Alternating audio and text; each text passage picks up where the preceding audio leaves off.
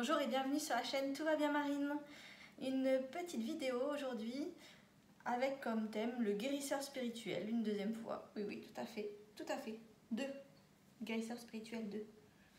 Je trouvais ça intéressant de vous faire une vidéo sur mes avancées, puisque vous le savez, donc j'ai fait ma formation guérisseur spirituel avec Émilie en octobre, je crois.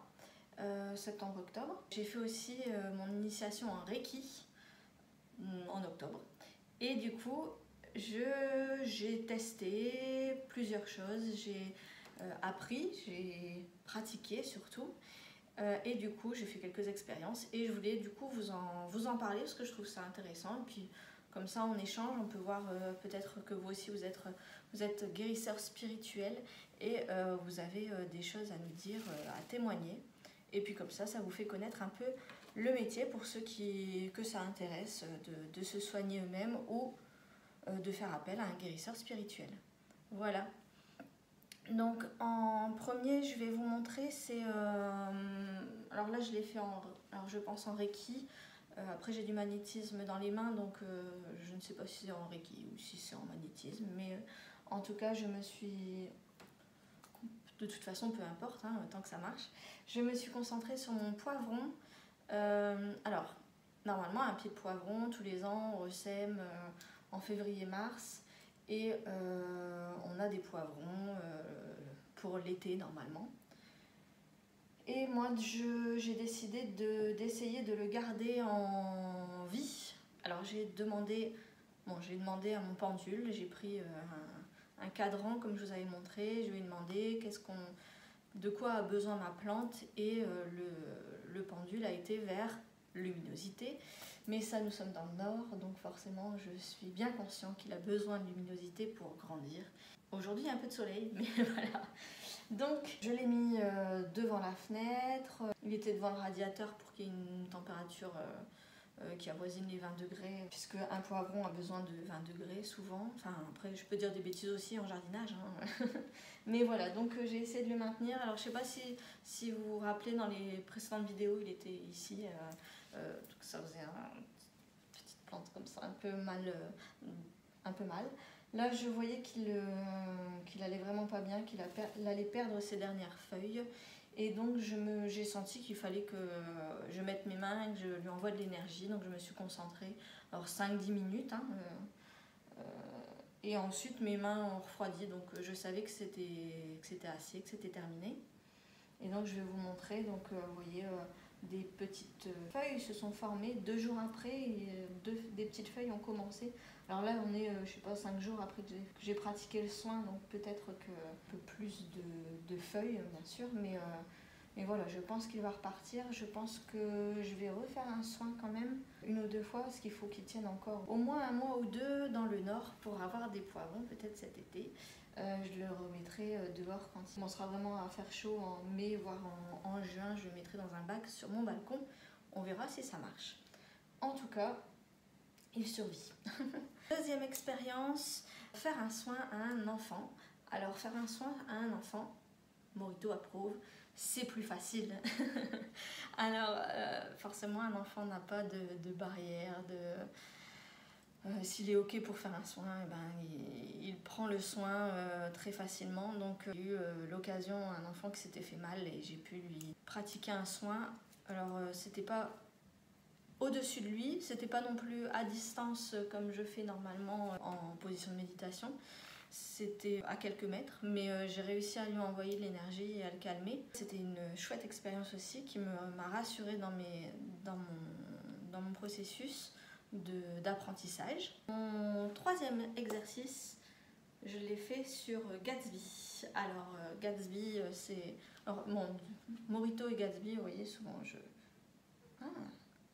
mets ma main, j'envoie de l'énergie. Alors vous voyez pas, mais sa queue tremble. Voilà, et il se laisse faire. Et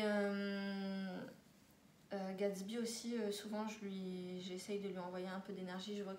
Je ressens qu'il a un peu mal dans le bas du dos, donc je lui envoie de l'énergie.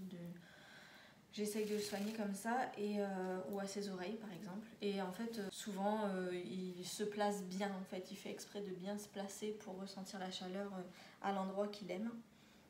Alors voilà, pour les sceptiques qui pourraient se dire que ça ne fonctionne pas, je vous laisse peut-être me dire que c'est pas possible, mais je pense que tout le monde peut soigner, donc essayez. Des fois, vous serez certainement surpris ou il ne se passera rien, mais de toute façon, ça peut pas faire de mal si vous y mettez l'intention. On en a déjà parlé dans une vidéo, je la remettrai.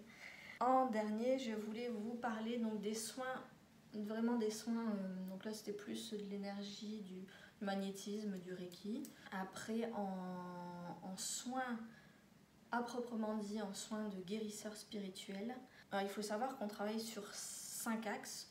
Vous les retrouvez sur le site d'Emilie de Sartiges, donc il n'y a rien à cacher. On entre en contact, on travaille sur le corps éthérique, sur les chakras et ensuite sur le système glandulaire. On place la personne dans une bulle et on fait que le soin agisse encore mieux. On va dire ça comme ça. Pour simplifier, voilà, je ne vais pas vous faire le cours d'Emilie. J'ai pratiqué pas mal de soins, je crois que je dois voisiner les 25-30 soins. J'essaye d'autres techniques. Donc vous avez vu avec la vidéo sur les oracles, j'aime beaucoup le fait d'associer des oracles. Par exemple, avec l'oracle de Gaïa, j'ai déjà fait les 7 chakras, le tirage des 7 chakras, donc c'est intéressant de le faire. Et surtout, j'ai pris l'oracle plus chamanique pour avoir des petites clés pour m'aider dans mes soins, pour guider les gens. Parce que bon, on fait le soin, on harmonise les chakras, on apaise, mais parfois je ne savais pas quoi dire aux personnes. Et je me suis dit, pourquoi pas tirer une carte, ou comme j'écris beaucoup, vous pouvez voir en dessous de mes vidéos, je mets toujours les liens de mes livres. J'écris énormément, lecture, dans la section lecture vous pourrez voir c'est pas des vidéos, des petites capsules comme ça, mais vraiment des lectures de textes que j'écris, et souvent c'est en fonction d'une carte tirée. Et du coup, oui, pendant mes soins, donc je fais soit un tirage de cartes, soit de l'écriture automatique en plus, en option, on va dire. Et non, alors des fois en écriture automatique, j'ai juste quelques mots qui viennent. Parfois, c'est vraiment un texte. Et souvent, donc si j'écris en écriture automatique, qu'ensuite je tire une carte, c'est la suite logique et ça permet d'aider un peu mieux la personne. Voilà donc pour les différents tests que j'ai pu faire. Plantes, les enfants encore plus facile, les animaux aussi. Alors c'est marrant parce que si vous avez une réponse à m'apporter, j'ai trouvé que le corps éthérique de Gatsby était plus lourd que le corps d'une personne. Je ne sais pas comment l'expliquer, plus dense, plus... Si quelqu'un a une réponse, ça m'intéresse, je m'exerce. J'espère aussi toujours entrer en communication avec les animaux. Gatsby est encore cobaye. Avec Morito aussi, mais c'est un peu plus difficile parce qu'on a tellement un lien fort que j'ai un peu peur de trop me laisser guider par le mental. Donc je teste sur Gatsby, qui m'a donné quelques indications sur son corps, sur ses pattes, sur ses moustaches, il m'a parlé, mais voilà, j'y vais doucement.